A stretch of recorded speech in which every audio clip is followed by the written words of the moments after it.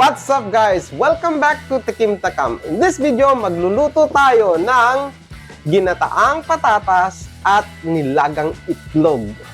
Ano kaya yun? Siguro first time mo rin ito makikita na.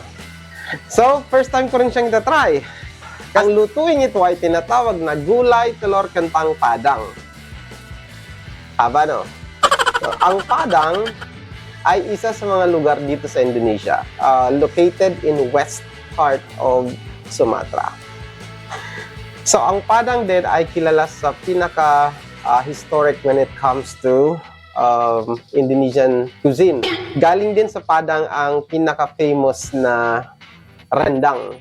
Kaya, napakasikat ng lugar na Padang. So, tatry natin ang isa sa mga sikat na pagkain na nagmula sa Padang. Ito ang ginataang patatas at itlog. Okay, so meron tayo ditong 4 na malilit na patatas na pinirapiras ko na. Hinihinanda ko na siya bago pa tayo mag-start ng shoot.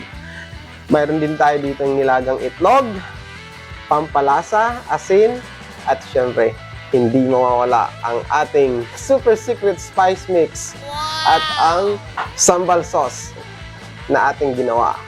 Okay? Pero sa ngayon, mag-a-add din tayo ng additional ingredient. Ito ay kara, instant gata. Okay, so hindi na natin kailangan magkayod ng niyog. So meron tayo dito instant gata na gagamitin. Okay, so ang unang gagawin natin para ma-achieve natin itong gulay kentang telur padang, sa Tagalog, ginataang itlog at patatas, piprito natin ang patatas. Okay, so magpapainit tayo ng ating kawali at mantika. Lagay tayo ng mantika. Yan. Yun. So habang hinihintay nating maluto ang patatas, kung hindi ka pa nakasubscribe sa aming channel, subscribe to Tikim Takam Road to 1,000 subscribers. At kung sa Facebook ka naman nanonood, you can follow us on Facebook by clicking the follow button sa Tikim Takam page. Maraming salamat! So kung may nilagang itlog ka dyan at saka may patatas, panoorin mong video na to. Just follow the steps kung paano siya gawin. Pero mas maganda kung gagawa ka muna ng secret spice mix natin. Panoorin mo rin yung videos. I will just add the link in the description. Hanguin na natin ang ating kentang o ang patatas. Antik na.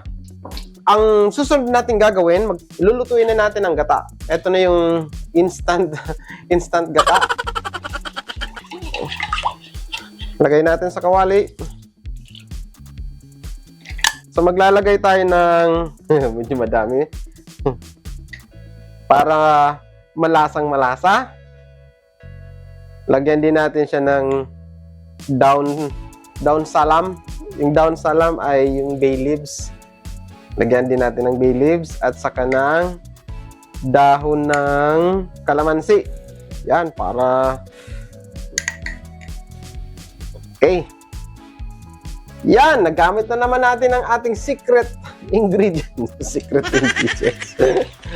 Okay, so lalagyan din natin siya ng ating sambal sauce. Okay, lagyan natin siya ng kaunti para yung asawa ko makakain din. 1 kutsara lang. Okay na yan.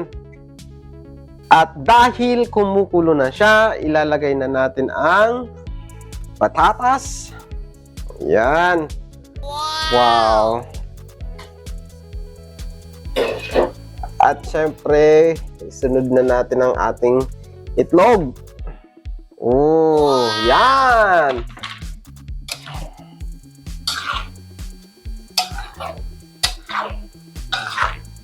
Naghanda tayo dito ng pangpanamnam at saka ng asin. So lalagyan natin siya kasi hindi pa siya masyadong manamnam.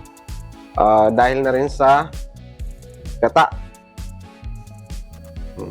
Hindi pa siya masyadong malasa. At saka konting asin.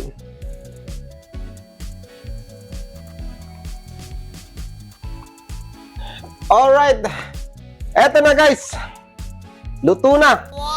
Ang ating gulay telur kentang padang. Kung sa atin, ginataang nilagang itlog, at patatas.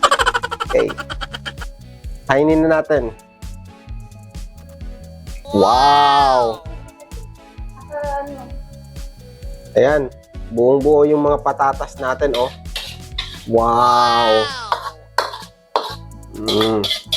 Yan! Sobrang lapot. Wow!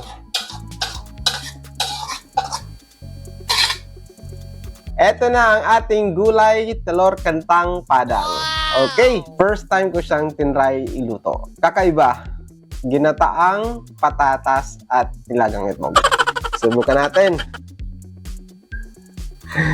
may ibon sa labas. Yan, ang cute naman ng plato ko. Oh, isang itlog at 2 patatas. Wow. Ganito pala siya. Sarap. Sarap ng kombinasyon ng 2 ingredients natin. Sarap. Ay, itlog. So until next time, keep exploring, keep tasting, and keep sharing the love for good food. Until then, happy eating. Sarap. Ang sarap.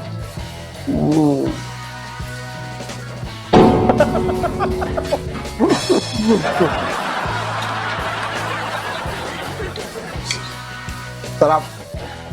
Nilagang itlog na may gata or ginataang nilagang itlog. Try nyo na to.